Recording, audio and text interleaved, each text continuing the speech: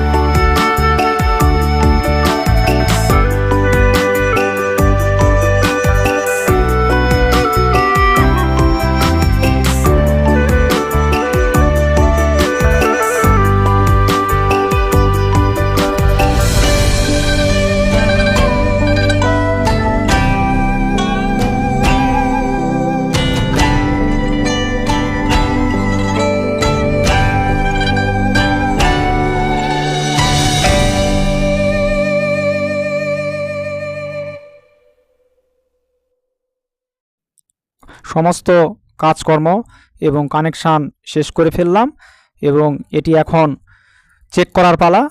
তো মেশিন চালু করলাম, দেখতেই পাচ্ছেন। এটিকে আমরা চেক করব।